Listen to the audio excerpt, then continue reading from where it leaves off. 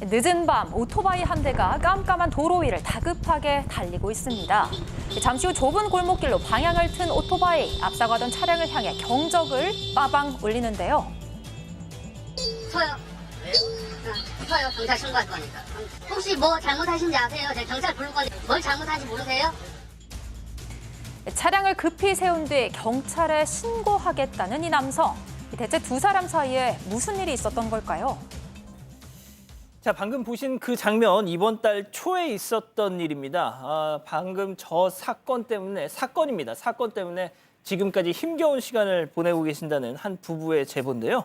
자, 교수님이 좀 설명해 주시죠. 네, 지난 7월 5일 새벽 2시 반에 이 제보자 부부에게 있었던 일입니다. 제보자 부부는 각자 배달 일을 하고 있었어요. 원래 남편만 배달 일을 하셨었는데 이 아내가 직장을 옮기면서 약간 짬이 나서 시간이 있을 때 이제 배달 일을 같이 하고 있었습니다.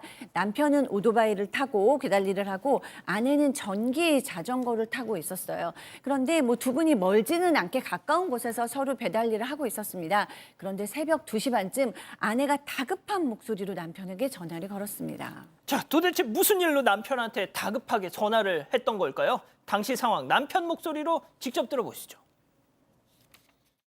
새벽 한 2시 좀 넘었을 텐데 어떤 그 차에서 그러니까 비비탄 총을 맞았대요. 이제 그 차량을 향해서 다가가니까 이제 도주를 한 거죠.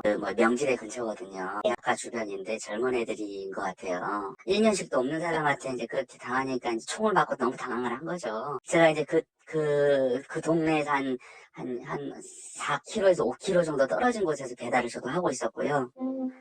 저한테 전화를 와이프가 줘서 일단 배달 저도 해야 되잖아요. 그러니까 그 차를 한번 쫓아가 봐라. 자, 그러니까 낯선 차량에 남성들이 있었고 그 차량에서 갑자기 자전거를 탄 아내를 향해서 비비탄 총을 발사. 이게 새벽 2시 반입니다, 양 변호사님. 얼마나 깜짝 놀라셨겠어요. 예, 지금 이제 화면에 나가는 것처럼 아내분은 이제 배달콜을 받고 식당으로 음식을 가지러 가는 길이었고 맞은편 반대편에서 검은색 차량이 와서 그냥 자연스럽게 지나가는 과정이었는데 갑자기 차 안에서 이 남성이 비비탄 총을 꺼내서 아내를 향해서 발사를 했고 허리 부분에 맞았다라는 겁니다. 이게 도대체 너무 어처구니가 없고 너무 놀라고 당황스럽고 처음 보는 사람들이었기 때문에 그래서 놀라서 이제 남편한테 전화를 했는데 남편분은 그때 당시 한 4km, 5km 정도 떨어진 곳에 있었고 일단은 아내에게 가해 차량 쫓아가라. 그러고 나서 급히 또 남편도 오토바이를 타고 차량을 추적을 시작한 겁니다. 자, 남편이 달려오기 전까지 아내분이 전기 자전거를 타고 그 차량을 계속 뒤쫓으셨대요. 자, 그 과정에서 아내분을 더욱 분노하게 만드는 상황이 벌어졌는데요. 체크포인트 짚어보죠. 나 잡아봐라. 자, 이어서 들어보시죠. 골목길로 이제 막 유인하듯이 천천히 이제 자전거가 오면은 남바가 보일 듯 하면 또 도망가 버리고 그런 식으로 해서 자전거가 느리잖아요. 도망을 갔는데 또 한 바퀴 돌아서 어쩌나 반응을 보려고 또 뒤쫓았는지 어쩌는지 또 발견을 했대요, 와이프가 그 차를 파킹하는 척 하면서 또 와이프가 다가니까 또 도망을 가더래요. 자, 보신 것처럼 잡힐 듯 하면 도망가고 잡힐 듯 하면 도망가고 마치 약을 올리는 것 같았다고 하시는데 그때 다행히 남편분이 딱 현장에 도착하셨습니다. 네, 맞습니다. 안 그래도 비비탄을 맞아서 아픈 몸을 이끌고 가셨던 아내인데 얼마나 약이 올랐겠습니까? 그 사이에 남편이 이제 아내랑 통화를 하면서 아내가 있는 쪽으로 달려왔는데요. 골목길로 도주하던 차를 따라서 아까처럼 빵빵 경적을 울렸습니다. 그리고 비비탄을 쏜 차가 맞는지 확인을 한 뒤에 남성들에게 경찰에 신고할 거다. 너네 뭘 잘못했는지 아느냐라고 물었는데요. 운전석에 탄 남성 모르겠다고 답했습니다. 그리고는 남편이 112에 전화를 해서 상황과 위치를 설명하느라 살짝 앞쪽으로 이동을 했는데 그 틈을 타서 다시 도주하기 시작했습니다. 남편이 다급하게 경찰에게 차 번호를 우선 불러줬고요. 결국 남성들은 도주하고 이 제보자 부부만 파출소에서 조사를 받았습니다. CCTV로 아내가 비비탄을 맞는 장면까지도 확인을 했다고 합니다. 자, 이 경찰이 확보한 골목 CCTV 영상을 보니까 저 차량에서 그 장난감 총이 차 밖으로 나와서 아내를 향해서 그 총이 향해져 있는 모습을 경찰이 확인했고 이 제보자 부부도 경찰서에서 그걸 확인을 하셨다는 겁니다. 자, 박 변호사님. 예. 못 잡았어요? 자, 파출소에서 1시간 넘도록 이 부부가 제보자 부부가 조사를 받았다고 합니다. 그리고 이 남성들을 좀 잡히기를 기다렸는데 한 중년 남성이 파출소로 들어왔다고 해요. 차주였어요, 차주. 차주인데 이 차주는 사실은 이 운전하고 장난쳤던 20대 초반인데 예. 그 사람의 아버지로 보이고요.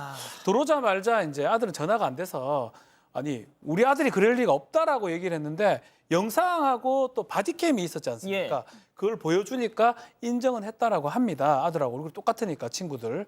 나중에 이제 그 운전자들 파출소에 옵니다. 운전자하고 친구 아들이죠. 이 제보자 부부가 딱 마주쳤다고 해요. 예. 근데 하는 말이 오히려 내가 안 쐈으면 어떡할 건데? 라고 뭐라고요? 내가 안 쐈으면 어떡할 건데? 라고 제보자 부부에게 뻔뻔한 행동을 했다고 합니다. 뭔 소리야 이게? 아니 교수님, 네. 아니 저 상황에서 할 말이에요 저게? 그러니까요. 뭐 자기 안 썼다고 우기는 얘기가 아니었을까 하는 생각이 드는데 도대체 저런 태도를 어떻게 좀 막 싹싹 빌어야 되잖아요. 경찰서고 영상도 있는데. 그래서 제보자 부부도 이 태도 때문에 더 많이 화가 난 거예요. 그런데도 불구하고 당장 파출소에서 뭐 할 수 있는 일이 없다는 얘기를 듣고 경찰한테도 일단은 집에 돌아가 있으셔라 라는 얘기를 들었어요. 너무 허탈하고 속상하지만 뭐 어떻게 해요. 그리고 집에 왔습니다. 그런데 분하고 억울한 마음에 잠도 뒤척였어요. 간신히 새벽에 잠이 들었는데 아침에 가해 남성의 아버지에게서 연락이 왔다고 합니다. 제가 아들 데리고 사과도 하고 싶고 합의도 하고 싶습니다. 라고 얘기를 했어요. 그렇지만 이 아내는 정신적 트라우마가 생겼기 때문에 그 가해 남성과 만나기 힘들어해서 이 남편하고 이 아버님과 만났는데 결국 합의는 불발됐다고 합니다. 그 후로는 연락도 없고 사과도 없었대요. 어떻게 해서 이 아버님과 다시 통화가 되기는 했는데 이 아버님이 저희 아들이 많이 반성하고 있습니다. 그리고 그때 그 사모님 맞추려고 그런 게 아니고 그 자전거 바퀴 조준한 거고 딱 한 발 쐈어요. 이렇게 얘기를 한 거예요. 자전거 그 운전하는 차 안에서 자전거 바퀴를 쐈다는 게 더 이해가 되지는 않거든요. 뭐 사람을 쐈던 자전거 바퀴를 쐈던 다 누군가를 쏘려고 했던 건 잘못한 것 같고요. 그러면서 많이 반성하고 있다라고 얘기하는데 글쎄요. 저희 제작진한테 그 가해 남성의 아버지가 이 자전거 바퀴를 쏘려고 했던 거지 그 여성분을 맞추려고 했던 건 아니고 많이 반성하고 있습니다. 이거 무슨 차이가 있는 겁니까, 양 변호사님? 그리고 양 변호사님 저는 이 사건이 그냥 장난감 비비탄 그 플라스틱 뭐 총알 쐈다 뭐 이 정도로 넘어갈 게 아닌 것이 이 일이 있기 며칠 전에 해병대 군인들이 비비탄으로 막 개 죽였잖아요. 요즘 뭐 어떤 총인지 모르지만 상당히 파괴력이 센 것들도 있고요. 그 파괴력을 떠나서 새벽 시간대에 자전거를 타고 가는데 반대편에서 누군가 운전석에서 총으로 보이는 물건을 꺼내서 쐈다고 생각해 보세요.